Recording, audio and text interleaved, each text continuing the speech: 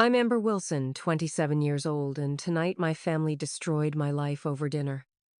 The scalding tomato soup burned my scalp as it dripped down my face, soaking my new blouse. My brother Jason stood over me, empty bowl in hand, his eyes cold as winter. "You have 15 minutes to leave my family," he announced to the silent dining room. No one moved to help me.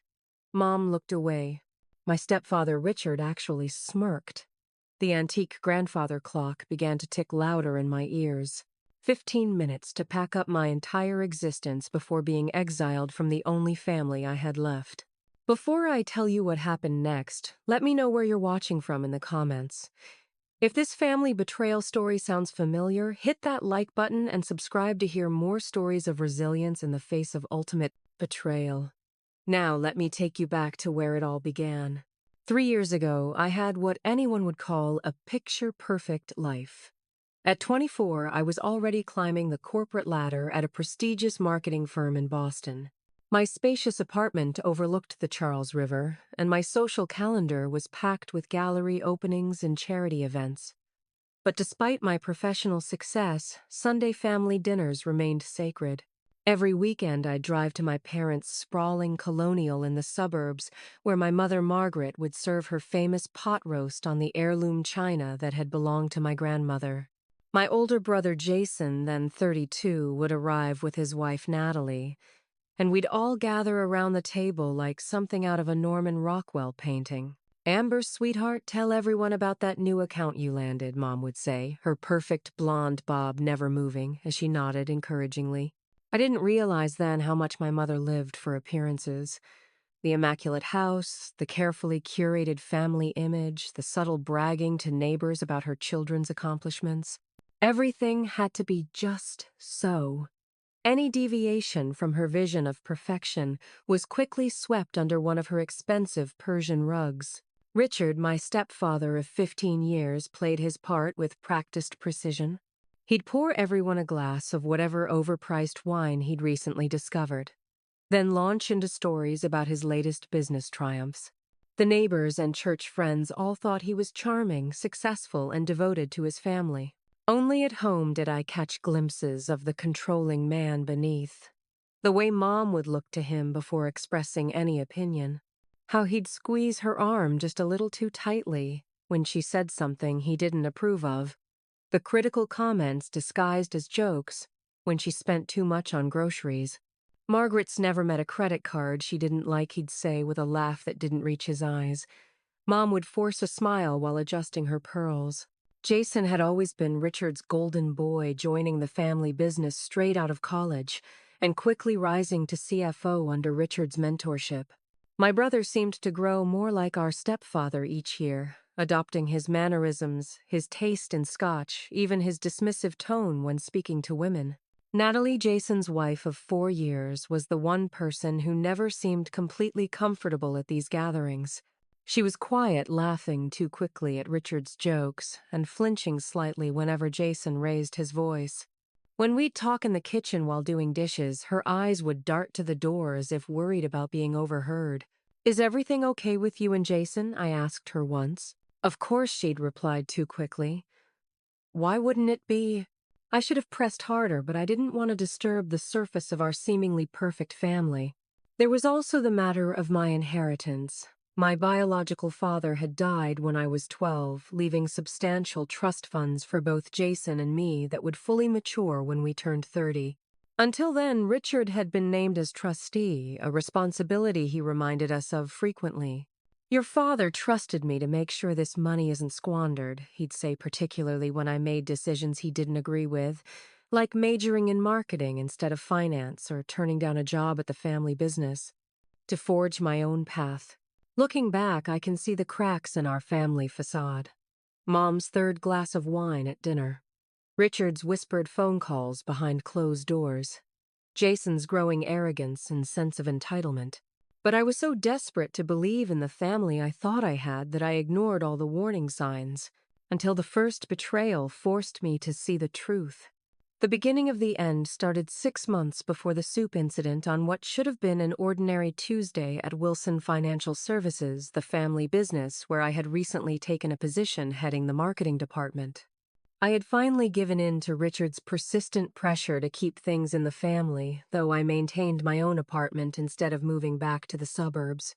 I was reviewing the quarterly marketing budget when I noticed some discrepancies between our department expenditures and the official financial reports. At first, I assumed it was just a clerical error, numbers transposed decimal points misplaced. But as I dug deeper, I discovered a pattern of inconsistencies spanning the last 2 years. Nearly $500,000 had been allocated to marketing campaigns that never existed. My first instinct was to talk to Jason privately. As CFO, he would want to know about these discrepancies, and together we could figure out if someone in accounting was making mistakes or worse, embezzling funds. I scheduled a meeting with him that afternoon, bringing printouts of all the documentation. "These numbers don't add up, Jason," I explained, spreading the papers across his desk. "See this campaign for retirement services. The report shows we spent $145,000, but I can't find any evidence it ever happened.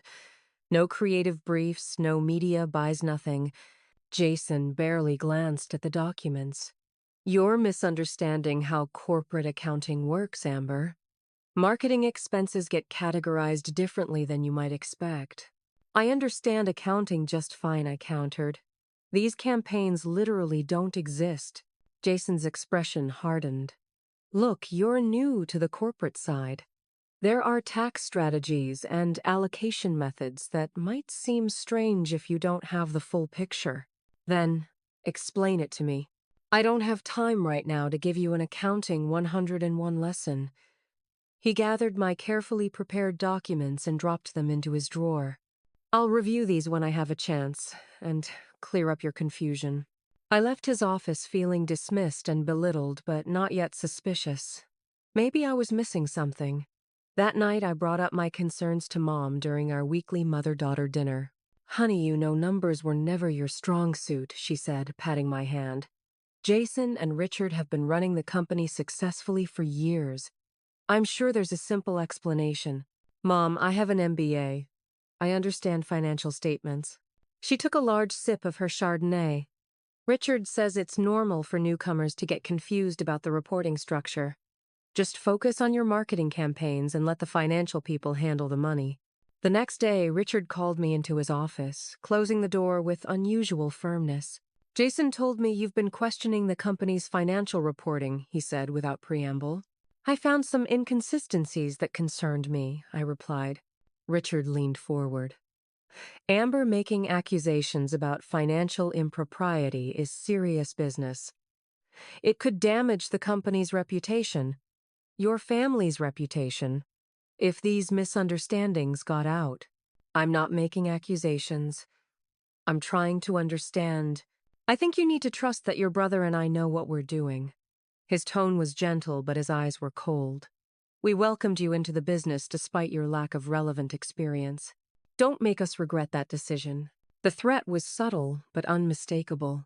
Later that week, I was working late when I overheard Richard and Jason talking in the conference room next to my office. "She's not going to let this go," Jason said. "You know how stubborn she is." "We need to handle the Amber situation carefully," Richard replied. "Move her away from anything financial. Create some distance. And if she keeps digging?" There was a pause before Richard answered. "Then we'll have to take more decisive action." Over the next few weeks, I found myself increasingly isolated at work. My team was reassigned to different projects. I was excluded from meetings I had previously attended. Colleagues who had been friendly now avoided eye contact in the hallways. 3 months after discovering the discrepancies, I was called into human resources and informed that my position was being eliminated as part of a company restructuring. I was given a modest severance package and escorted from the building that same day, barely having time to collect the photos from my desk. That night, Jason called, his voice dripping with artificial sympathy. "I just heard about the restructuring. Tough break, sis." "You knew," I said. "You're the CFO. You signed off on it." "Business is business, Amber. Nothing personal." Hey, think of it as an opportunity to find something more suited to your talents. When I tried to discuss it with Mom, she seemed uncomfortable but stood firmly with Richard and Jason. I'm sure they did what was necessary for the company, she said. Richard says they'll help you find something new. Isn't that generous? I realized then that my family had closed ranks against me, but I still didn't understand why. After losing my job at the family business, I quickly learned how difficult it is to find new employment when your previous employer refuses to provide references. My impressive resume suddenly meant nothing without verification of my experience. My savings began to dwindle as I went from interview to interview, coming close to offers, only to have them mysteriously withdrawn at the last minute. I downgraded my apartment, cut every possible expense, and started taking freelance marketing work at rates far below my worth. One rainy Tuesday, I was working on a meager freelance project at a coffee shop when Rachel Davis, the former accounting assistant from Wilson Financial, slid into the booth across from me. "Don't act like you know me," she said quietly, keeping her eyes on her coffee cup. "I shouldn't be talking to you at all." Rachel had always been friendly but distant at work. We'd exchange pleasantries in the break room, but nothing more. Seeing her now nervously glancing toward the door sent a chill down my spine. "Why are you here?" I asked. "Because what they did to you wasn't right." She slid a USB drive across the table. "I've been documenting the irregularities for over a year. I was too afraid to say anything, but when they fired you for asking questions, I knew I couldn't stay silent." The drive contained hundreds of financial documents. Fraudulent invoices, falsified reports, records of money transfers to offshore accounts. "They've been embezzling for years," Rachel explained. Richard started small, just skimming a little here and there. When Jason joined, it escalated.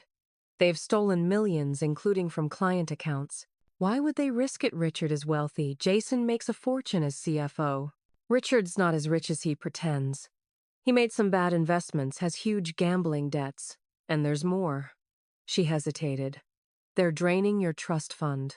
My blood ran cold. "That's impossible. The trust is locked until I'm 30. Richard's the trustee. He's been systematically siphoning money by creating fake investment losses. On paper, it looks like legitimate market downturns, but the money's going straight to their offshore accounts." That night I spent hours reviewing the documents, pieces of the puzzle falling into horrifying place. I had caught a glimpse of their fraud, so they needed to discredit me before I discovered the full extent of their crimes.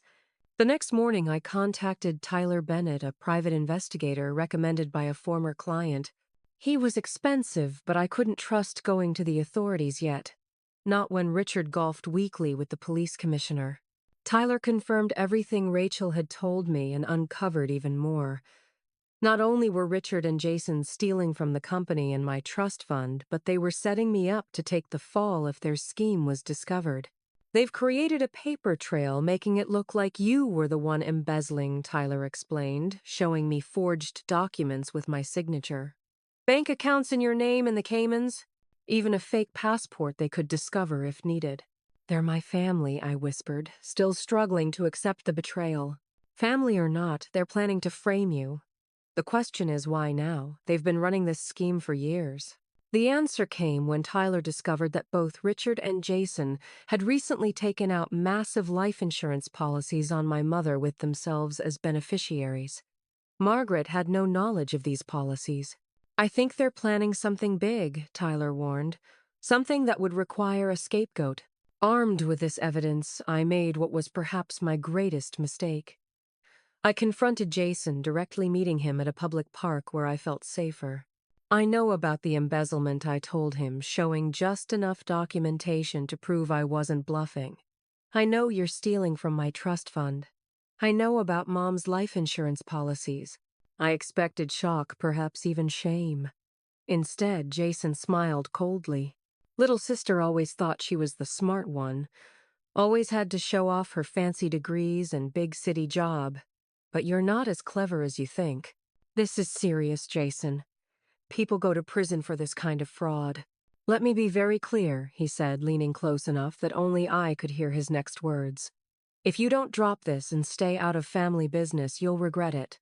We've prepared for this contingency. One call from me, and you'll find yourself facing federal charges with evidence so convincing even you might believe you did it. As I walked away shaking, I realized I was up against something far more dangerous than I had imagined. This wasn't just financial crime. This was my family systematically working to destroy me. After my confrontation with Jason, the psychological warfare began in earnest. I returned to my apartment the following day to find a note slipped under my door. Accidents happen to nosy people. The handwriting was disguised, but the message was clear. I installed a security system that same day, changing all my locks and adding a door camera. But it wasn't enough. 3 days later, I came home to find my apartment had been broken into. Nothing of obvious value was taken. Not my laptop, not my jewelry, but my external hard drive containing copies of Rachel's evidence was gone. When the police arrived, they walked through my apartment with visible disinterest. Probably just a random break-in, the officer suggested, barely taking notes. It wasn't random, I insisted. Specific items were targeted. This was a warning. The officer exchanged glances with his partner. Miss Wilson, your stepfather, Richard, called the precinct. Recently mentioned you've been under a lot of stress since losing your job. Said you might be imagining things. I shouldn't have been surprised that Richard had poisoned the well with the police, but the realization still felt like a physical blow. There would be no help from that quarter. The next morning, I discovered my car vandalized in the parking garage. Deep scratches across the paint spelling out leave or else. The security cameras had mysteriously malfunctioned during the night. As I was arranging for repairs, my phone rang with a call from my bank. My accounts had been frozen due to suspicious activity. When I visited the branch in person, they informed me that large transfers had been attempted from my account to offshore banks, triggering fraud alerts. It would be best if you worked with a financial advisor, the bank manager suggested. These attempts are sophisticated. Someone with intimate knowledge of your personal information is targeting you. By the end of the week, all my credit cards were maxed out with purchases I never made. Expensive electronics shipped to addresses that didn't exist, cash advances withdrawn from ATMs I'd never visited. My credit score, once nearly perfect, plummeted. Each job application I submitted was met with initial interest followed by awkward rejections. During one particularly honest phone call, a potential employer admitted the truth. We received a concerning call about you from your previous employer, she said uncomfortably. Something about financial improprieties, I'm sorry, but we can't risk our reputation. Former friends stopped returning my calls after rumors spread about my mental health issues and financial problems. Invitations dried up. Social media accounts I'd had for years were suddenly suspended due to violations of terms of service. The isolation was calculated and effective. My world shrank to the confines of my increasingly unaffordable apartment. I developed insomnia, jumping at every sound. Panic attacks became a regular occurrence. I lost weight as my appetite disappeared, along with my sense of security. The only person who stood by me was Sophia Martinez, my neighbor across the hall. She caught me having a breakdown in the elevator one night, and instead of avoiding me like everyone else, invited me in for tea. I've been watching what's happening to you, she said as she handed me a steaming mug. Someone's trying to destroy you systematically. When I told her everything expecting disbelief, she simply nodded.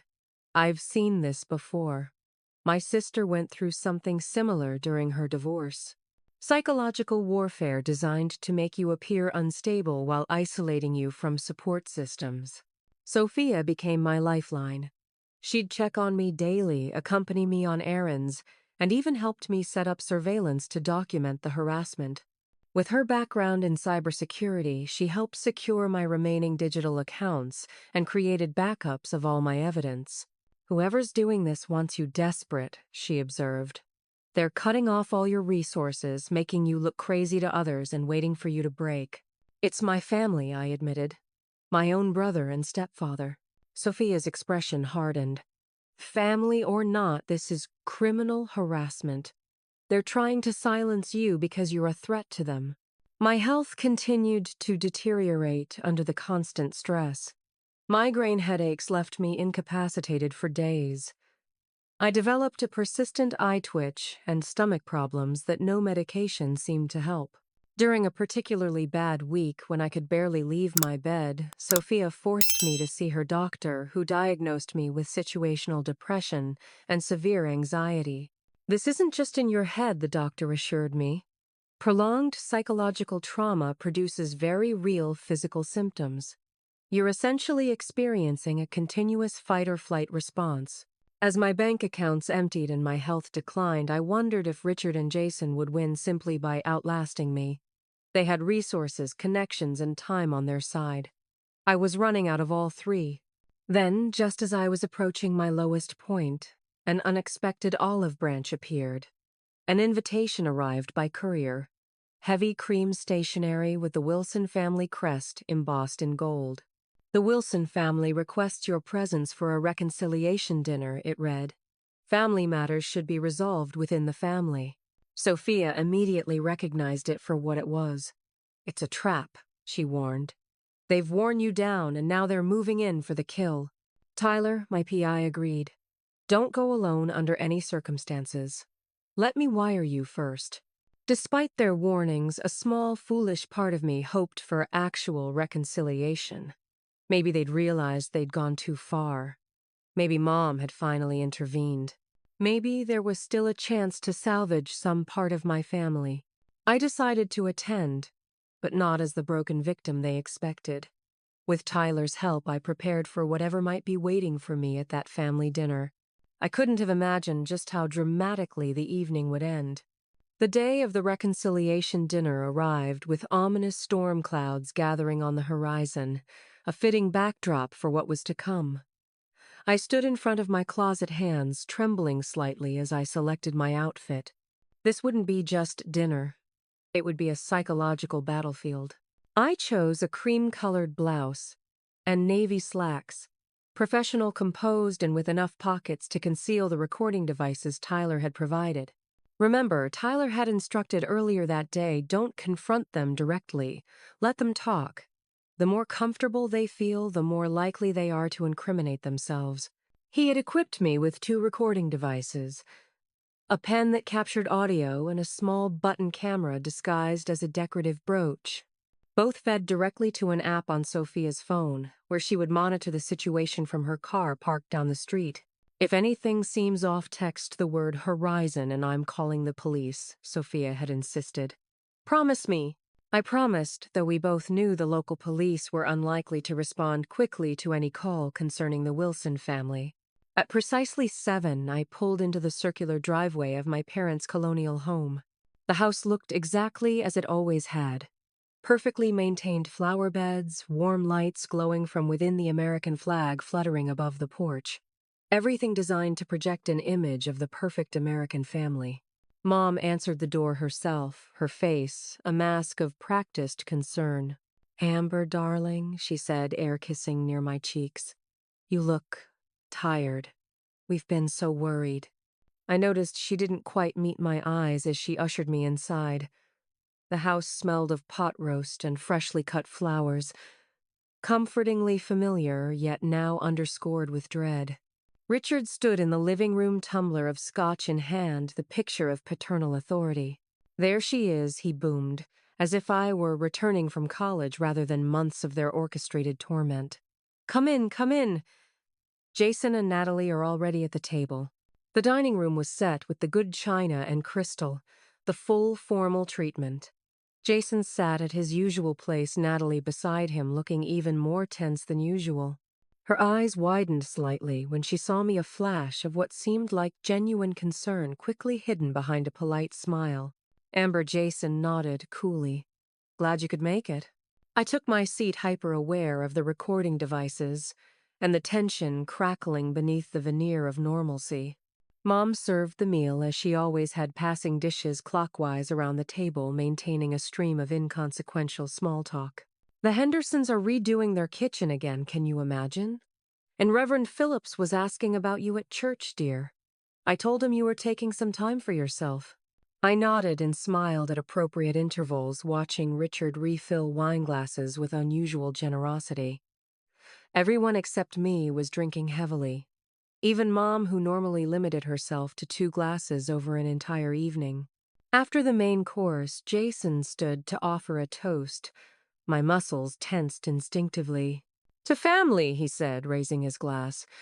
"The only people you can truly count on when it matters. To loyalty and understanding the importance of protecting what's ours." The emphasis on loyalty wasn't subtle. As everyone drank, Richard cleared his throat. "Now, Amber, we've asked you here because we're concerned. These accusations you've been making, these paranoid ideas about the company finances, it's not healthy." "I haven't made any public accusations," I replied carefully. "But you've been talking to people," Jason interjected. "Former employees. Asking questions. That's not a crime." "No, but it does make us wonder about your state of mind," Richard continued smoothly. "Especially with your history." "My history?" Mom dabbed at her eyes with a napkin. "Sweetie, we all remember how difficult things were for you after your father died. The anxiety, the counseling sessions." I stared at her in disbelief. I had seen a grief counselor for 6 months after Dad died, a completely normal response for a 12-year-old who had lost a parent. They were weaponizing my childhood grief against me. "We think you might benefit from some time away," Richard continued. "A private facility upstate. Very discreet, excellent care. We've already spoken with them about your situation." Ice formed in my veins. They weren't just trying to discredit me. They wanted to have me committed. "And what situation is that exactly?" I asked, struggling to keep my voice steady. Jason leaned forward. "The embezzlement, Amber. We know." For a moment, I thought I had misheard. Then I understood this was their endgame. Frame me for their crimes, have me declared mentally incompetent, and lock me away where no one would believe anything I said. "We've found the offshore accounts in your name," Jason continued. "Transfers from company accounts. It's all there." "Evidence of extensive theft," Richard added his voice, dropping to a theatrical whisper. "We've kept it quiet for now, out of respect for your mother." Mom began to sob right on cue. "How could you betray us like this, your own family, after everything we've done for you?" Natalie stared at her plate knuckles white around her fork, saying nothing. Luckily, Richard continued, "If you cooperate with treatment, we might be able to avoid criminal charges. A mental health diagnosis would explain your actions, allow us to handle this privately." I realized with crystalline clarity what was happening. This dinner wasn't about reconciliation. It was a carefully orchestrated scene, designed to present me with an impossible choice: accept their narrative of my supposed mental illness and theft, or face false criminal charges backed by fabricated evidence. "I need to use the restroom," I said, needing a moment to think. As I stood, Jason's expression darkened. In one fluid motion, he grabbed his bowl of soup and upended it over my head. The scalding liquid poured down my face into my eyes, soaking my carefully chosen blouse. I gasped from the heat and shock as Jason's voice cut through the sudden silence. "You have 15 minutes to leave my family. Pack whatever you need from your old room and get out. Or we call the police with our evidence." The grandfather clock in the hall began to chime, marking the start of my countdown. Scalding soup dripped down my neck as I stood frozen in shock, the dining room suddenly silent except for the sound of liquid pattering onto the hardwood floor. My mother's perfectly polished dining room, her sacred space, now defiled with splattered tomato bisque, and yet she made no move to clean it or to help me. 14 minutes and 45 seconds, Jason announced coldly. The spell broke. I turned and ran upstairs, still dripping the burning sensation on my scalp, a perfect metaphor for the fiery rage building inside me. My childhood bedroom had been largely preserved as a guest room, though most of my personal items had been removed when I moved to my apartment. I grabbed the small overnight bag I always kept there for family visits and began throwing in anything that might be useful. Birth certificate, passport, the few pieces of jewelry I'd inherited from my grandmother. A photo album of my dad and me that I couldn't bear to lose. As I frantically searched the room, I noticed something that hadn't been there before. A tiny black device tucked in the corner of the ceiling. A camera. They had been watching me even in what should have been my private space during visits. The realization ignited something primal in me. They hadn't just betrayed me financially. They had violated every boundary, every sacred trust between family members. Jason appeared in the doorway, leaning against the frame with smug satisfaction. 11 minutes, he said. Better hurry. How long? I demanded, gesturing toward the camera. How long have you been spying on me? His smile widened. Long enough to know what a liability you've become. Always so righteous, so certain you're the smartest person in the room. We knew you'd eventually notice the discrepancies. We just didn't think you'd be stupid enough to confront us about it. So this was always the plan, frame me for your crimes. You're the perfect scapegoat, sis. Young, ambitious, a bit unstable, according to the therapist, reports Richard altered. The narrative writes itself troubled daughter, jealous of her successful brother embezzles to fund her lavish lifestyle. Why do this to me? I'm your sister. We grew up together. Half-sister, he corrected venomously. Dad always favored you, you know. His precious little princess. Even after he died, your trust fund was larger than mine. Richard noticed it right away in the will. I stared at him, pieces clicking into place. This is about Dad's money, that's why you're destroying me. It's business, Amber. Nothing personal. Well, maybe a little personal. He checked his watch. 9 minutes. Tick-tock. He disappeared down the hall as I frantically continued packing.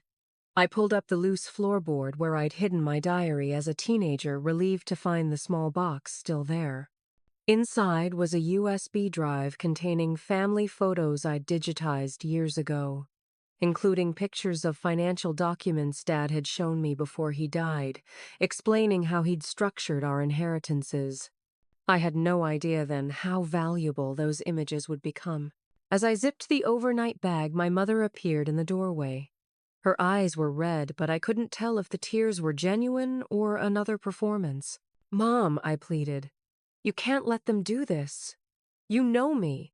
You know I would never steal. This is for the best, Amber, she whispered. You need help. Professional help. They're stealing from the company from my trust fund. They have cameras in my bedroom.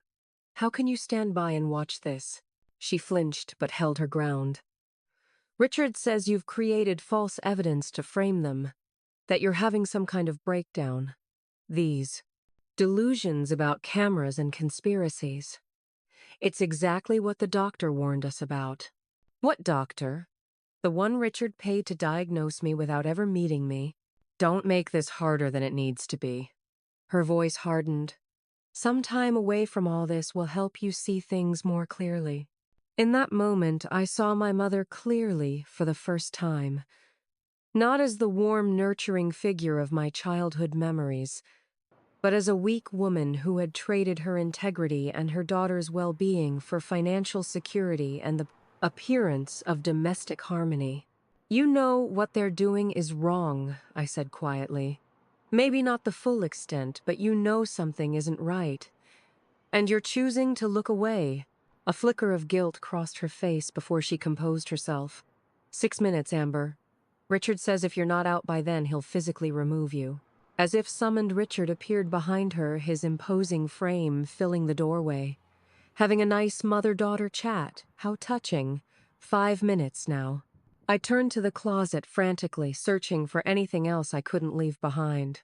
As I moved my winter coats aside, I spotted the small wall safe Richard had installed years ago for the ladies' valuables. On a hunch, I tried my birth date. The combination hadn't been changed. Inside was nothing of mine, but something potentially far more valuable, a flash drive labeled insurance. I palmed it quickly before Richard could see slipping it into my pocket as I gathered the last of my belongings. Time's up, Richard announced. Jason's called a car service. It's waiting outside. I need another minute. Not my problem. He grabbed my arm with bruising force, pulling me toward the door. You've made your choice, Amber. You could have taken our help, the treatment facility. Now you're on your own. I twisted away from him. Don't touch me. I can walk myself out. He smirked. Always the fighter. That spirit's going to break when you're living on the street with no job, no references, and a pending criminal investigation. As I walked down the stairs, bag clutched to my chest, Jason waited at the bottom with a self-satisfied smile. Natalie stood behind him, eyes downcast, saying nothing. The perfect family portrait, minus the inconvenient daughter who asked too many questions. For what it's worth, Jason said as I reached the door, I did warn you to stay in your lane. This is your fault as much as anyone's. I turned back one last time, scanning the faces of the people I had once called family. My mother teary but resolute in her complicity. Richard coldly triumphant. Jason gloating in his victory. And Natalie, whose expression held something I couldn't quite identify. Fear, perhaps, or a flash of empathy quickly suppressed. This isn't over, I promised quietly. Richard laughed. It was over the moment you decided to challenge us. Goodbye, Amber. The heavy oak door closed behind me with finality, the sound of the lock turning a punctuation mark on this chapter of my life. As I walked to the waiting car, rain began to fall, washing away the last traces of soup from my hair and face. I was officially familyless, nearly penniless, and facing potential criminal charges for crimes I didn't commit. But I had something they didn't know about. Evidence allies, and now nothing left to lose. The Blacktown car dropped me off at the only place I could think to go. A budget motel on the outskirts of town that charged by the week. The neon vacancy sign buzzed and flickered as I paid cash for 7 nights, using a significant portion of the money I had withdrawn earlier that day. The room smelled of industrial cleaner, barely masking decades of cigarette smoke, and the bedspread had seen better days during the previous administration. As I sat on the edge of the sagging mattress, the full weight of what had happened crashed over me. I was alone, truly alone. My family had not only rejected me, but had orchestrated an elaborate scheme to destroy me professionally, financially, and personally. The people who should have loved me most in the world had betrayed me in the most fundamental way possible. I curled into a ball and finally let myself break down. The sobs came in violent waves, years of suppressed emotions flooding out at once. I cried for the little girl who had lost her father, for the young woman who had trusted her family, and for the adult who now faced a future stripped of everything familiar and secure. Morning found me hollow-eyed and empty, staring at the water-stained ceiling. My phone buzzed with a text from Sophia. Are you safe? Need help? It was the lifeline I needed. An hour later, she arrived with coffee and breakfast, sandwiches her practical kindness, nearly triggering another breakdown. I monitored everything through the recordings, she said, sitting beside me on the bed. I've already downloaded and backed up all the evidence. Tyler's on his way. They were going to have me committed, I whispered, still struggling to accept it. My own mother. They're criminals, Amber. And you're the only one who can expose them. Tyler arrived shortly after, his expression grim, as he reviewed the recordings. This is serious witness tampering and conspiracy, he said. But we need to be careful about next steps. Richard's connections in local law enforcement complicate things. He recommended a lawyer named Maya Prescott who specialized in financial fraud cases. She's tough, and she's not afraid to go against powerful people, Tyler assured me.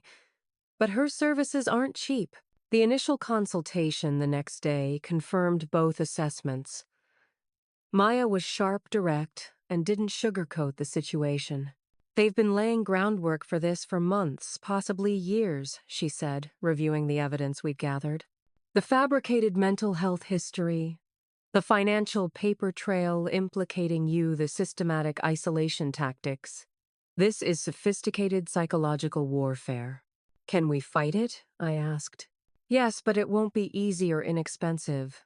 She quoted a retainer fee that was more than all the cash I had left. Seeing my expression, she softened slightly. Look, I rarely do this, but I'll take your case on contingency. If we win, my firm gets a percentage of any damages awarded. If we lose, you owe nothing beyond filing fees. Why would you take that risk? Because I've seen this pattern before with wealthy families. The powerful preying on those with less resources using money to manipulate the legal system. It offends my sense of justice. She smiled slightly. Plus, the evidence you've gathered is compelling. I think we have a winnable case. With legal representation secured, the practical matters of survival became my next challenge. My savings were nearly depleted and I needed steady income. Sophia insisted I move into her spare bedroom. Just until you're back on your feet, she said, brushing aside my protests. Besides, it's safer than that motel. They know where you were staying. She was right. Staying together provided both financial relief and security. We installed additional locks and a comprehensive security system in her apartment, creating protocols for coming and going safely. Finding employment proved nearly impossible with Richard's influence, blacklisting me throughout the industry. After weeks of rejection, I swallowed my pride and took a job at a retail store in a mall far from my former professional circles. The pay was minimal, but it was something. Every night I worked with Maya and Tyler on building our case, organizing evidence, and preparing for the legal battle ahead. The flash drive, labeled insurance I'd taken from Richard's safe, proved invaluable.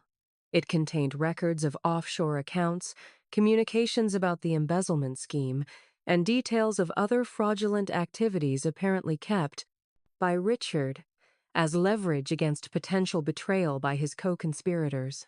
He never imagined you'd get your hands on this, Maya said, reviewing the files. This is the smoking gun we needed. Despite these small victories, the psychological toll continued to mount. I jumped at unexpected sounds, constantly checked for surveillance, and had recurring nightmares about being forcibly committed. The stress manifested physically. Migraines, insomnia, a persistent knot of anxiety in my stomach. Anonymous threatening messages continued to arrive. Notes left on my car, emails from untraceable accounts, even a dead bird on Sophia's doorstep one morning. Each incident was documented and added to our case file, but they took their toll on my already fragile sense of security. Then came the accident. I was driving home from a late shift when a black SUV with tinted windows forced me off the road. My car spun out of control, crashing into a guardrail. I was hospitalized briefly with a concussion and broken wrist. The SUV was never found, and the police report listed it as a hit and run with no suspects. From my hospital bed, I called Maya. They're escalating, I said, my voice shaking. They know we're building a case. We need to accelerate our timeline, she agreed. They're getting desperate, which means we're on the right track. But I'm worried about your safety. As I recovered, I realized something fundamental had changed within me. The fear was still there, but alongside it grew a steely determination. They had taken nearly everything from me. My career, my reputation, my sense of family and belonging. But in doing so, they had also freed me from the need to please them, to maintain appearances, to fit into the perfect family narrative. For the first time in my life, I was fighting not for their approval, but for justice, and for my own survival. The path ahead would be difficult and dangerous, but I was no longer the trusting daughter hoping for reconciliation. I had become a woman with nothing left to lose, and that made me more dangerous than they could possibly imagine. It was time to stop playing defense and start taking the fight to them. With my wrist still in a cast, I sat at Sophia's dining table, surrounded by documents, legal pads, and 3 laptops. Maya had converted the space into our unofficial headquarters, a war room for what she now called Operation Family Matters.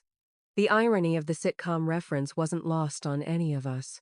We need to approach this like a military campaign, Maya explained, tapping a detailed timeline we had constructed on the wall. Coordinated, strategic, and with overwhelming force. Tyler nodded in agreement. No more reactive measures. We control the narrative from here on out. Our strategy had multiple fronts. Legally, Maya prepared a comprehensive case documenting the fraud, embezzlement, harassment, and conspiracy. Financially, we worked with a forensic accountant to trace the money trail through the labyrinth of offshore accounts and shell companies Richard had created. And personally, I began the painful process of rebuilding my professional reputation from scratch. The first breakthrough came when Rachel, the accounting assistant who had initially provided evidence, agreed to go on record. Her testimony detailed years of fraudulent bookkeeping she had been pressured to participate in, with explicit threats from both Jason and Richard if she refused. They told me no one would believe me over them, she explained during her deposition, that they'd make sure I never worked in finance again. Her courage inspired others. Slowly, former employees began coming forward with their own experiences of intimidation, financial impropriety, and a toxic workplace culture where loyalty to Richard and Jason trumped ethical concerns. Tyler's investigation uncovered offshore accounts in the Caymans, Singapore, and Switzerland, all linked to Richard and Jason. The paper trail revealed millions systematically siphoned from both the company and my trust fund. Based on these records, the forensic accountant reported they've stolen approximately 80% of your inheritance. They've been particularly aggressive in the last 6 months, accelerating the theft dramatically. Because I started asking questions, I realized they needed to empty the accounts before I figured it out. Perhaps most damning was Tyler's discovery of Richard's past. Before marrying my mother, he had been involved in 2 previous financial scandals at other companies. Both cases had been settled quietly, records, sealed victims paid off for their silence. He's done this before, Maya said grimly. It's a pattern, and patterns are what prosecutors love to see. Armed with this mountain of evidence, Maya prepared formal legal notices to be delivered to Richard Jason and the company board of directors. The documents detailed the fraud allegations and demanded immediate cessation of all illegal activities, full financial disclosure, and restitution of stolen funds. This is where it gets dangerous, Maya warned. They're going to realize we're not just gathering evidence. We're ready to act. Expect them to escalate their counterattacks. She was right. Within days of receiving our legal notice, Richard launched a multi-pronged assault on my credibility. Stories appeared in local business publications, questioning my mental stability and alleging drug abuse problems. Anonymous sources claimed I had been fired from the family business for erratic behavior and financial misconduct. Social media accounts I'd never seen before appeared purporting to be from former colleagues and classmates, all sharing similar stories about my supposed instability and untrustworthiness. A particularly vicious article suggested I had romantic relationships with married executives to advance my career. Classic character assassination, Tyler observed. They're trying to poison the well before we can get to court. I forced myself to read every fabricated story, every malicious comment. They want to make me hide in shame, I told Sophia. But I refused to disappear. Instead, we documented each defamatory statement, adding them to our growing legal arsenal. Maya adjusted our legal strategy to include libel and slander charges alongside the fraud and embezzlement case. The turning point came from an unexpected source. Late one night, my phone rang with an unknown number. Amber, it's Natalie, Jason's wife. I need to talk to you, but not over the phone. Can we meet? We arranged to meet at a coffee shop 2 towns over with Tyler providing security surveillance from a distance. Natalie arrived wearing large sunglasses despite the overcast day, a scarf covering her hair. When she removed the glasses, I gasped at the fading bruise around her eye. Jason did that, she said simply. It's been happening for years, but getting worse lately. The pressure from Richard, the investigation. He's spiraling. She slid a USB drive across the table. Financial records Jason doesn't know I copied. Conversations I recorded. And this. She pulled up her sleeve to reveal finger-shaped bruises on her arm. Documentation of the abuse. 3 years' worth of photos, medical records, everything. Why now, I asked. Because I'm pregnant, she whispered. And I refuse to raise my child in that house with those people. I want immunity from prosecution in exchange for my testimony. Maya arranged the deal within days. Natalie's evidence proved to be the final piece we needed. Not only did she have intimate knowledge of the financial crimes, but she had witnessed conversations between Richard and Jason explicitly plotting to frame me and have me committed. Richard sees you as the greatest threat, Natalie explained during a recorded session with Maya. You're the only one who ever questioned him. Jason's completely under his control, and your mother. Margaret's too afraid to oppose him. Afraid of what? Natalie hesitated. Richard has incidents, rage episodes. Margaret's had some accidents over the years. Falls downstairs, walking into doors. She knows what would happen if she took your side. The realization that my mother might also be a victim complicated my feelings, but it didn't change our course of action. If anything, it made our case more urgent.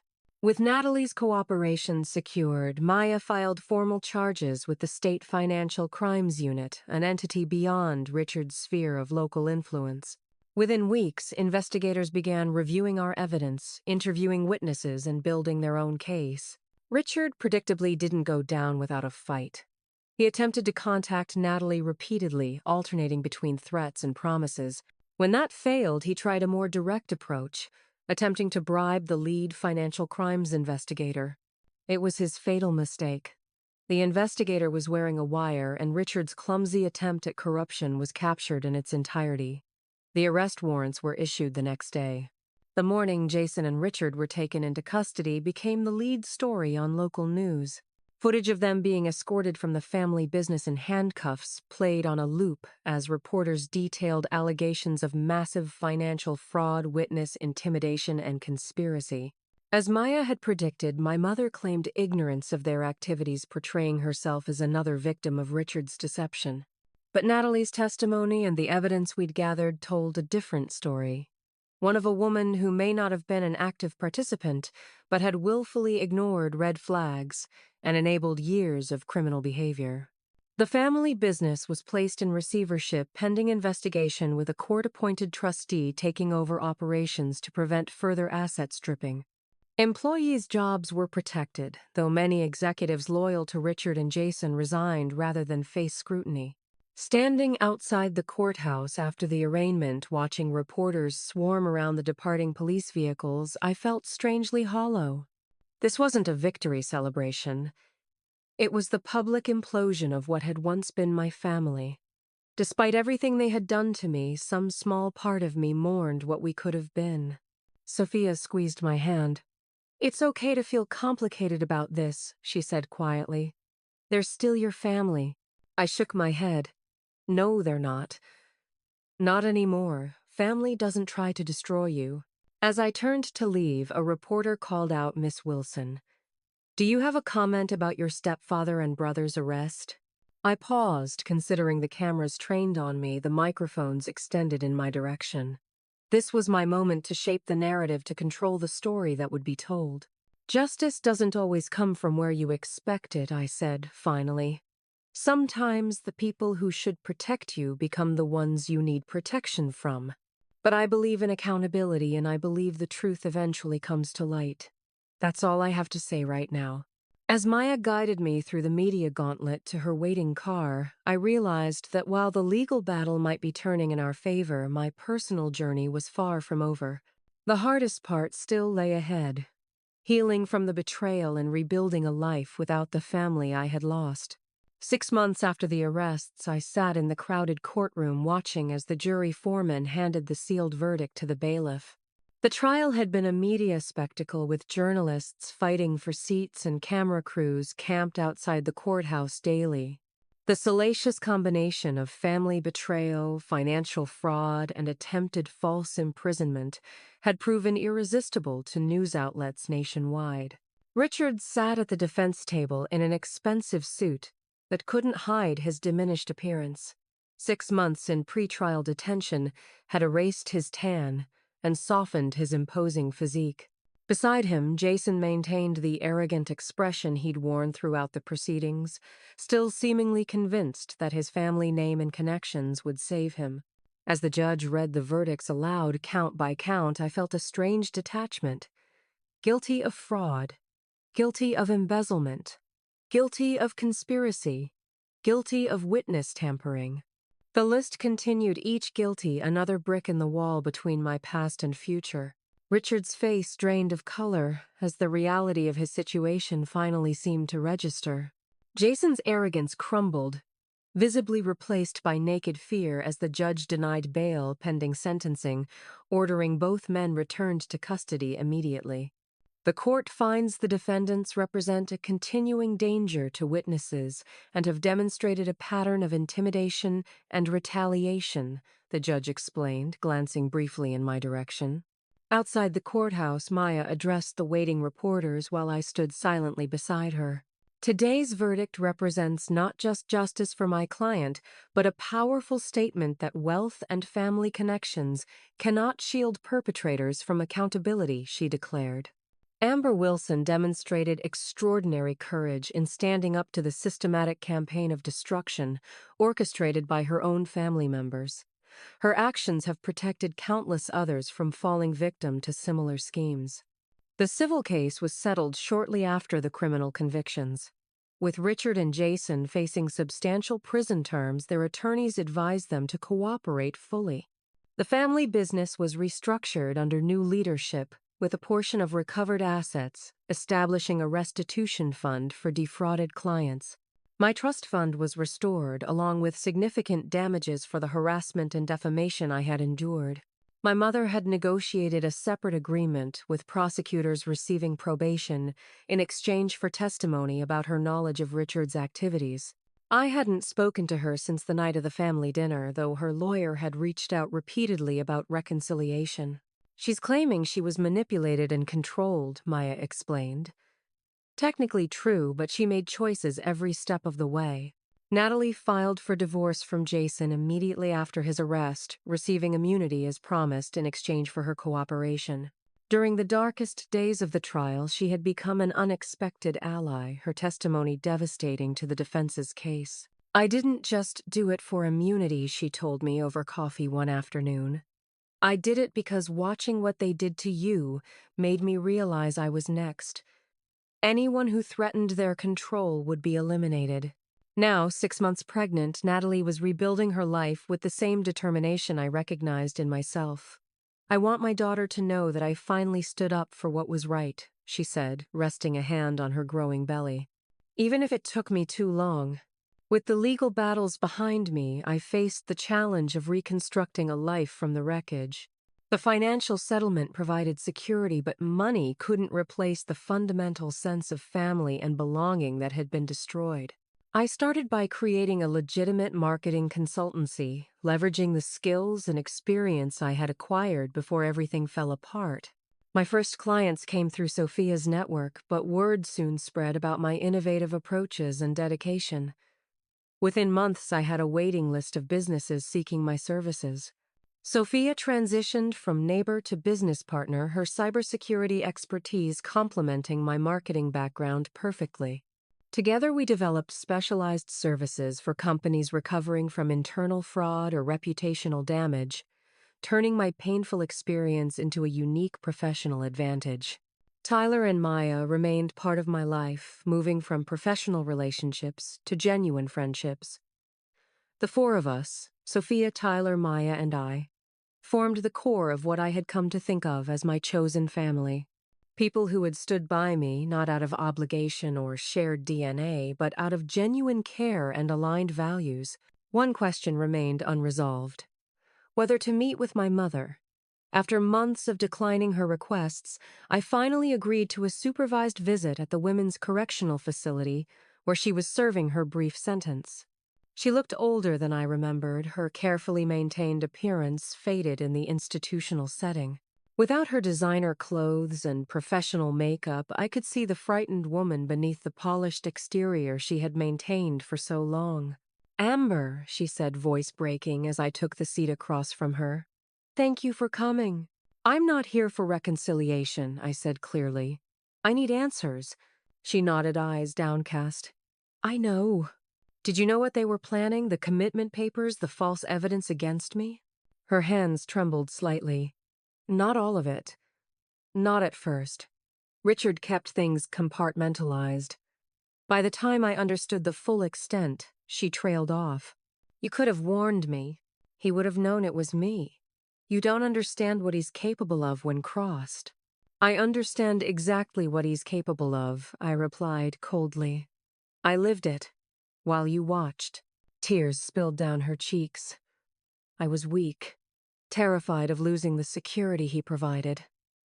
After your father died, I was so afraid of being alone, of failing you children.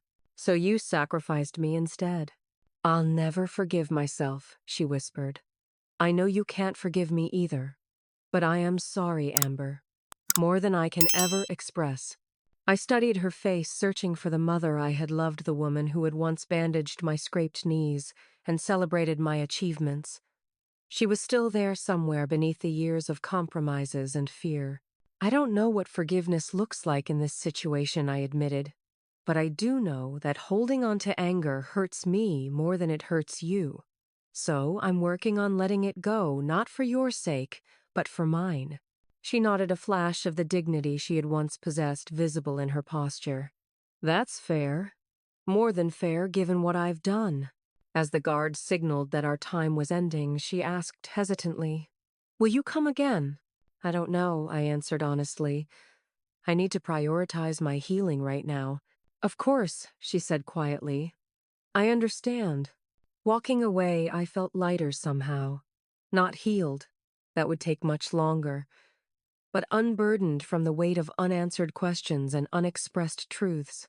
1 year after the soup incident that had marked the dramatic end of my old life, I hosted a dinner party in my new home. Sophia, Tyler, Maya, Natalie, and her 3-month-old daughter Emma gathered around my table along with new friends and colleagues who had entered my life during the rebuilding process.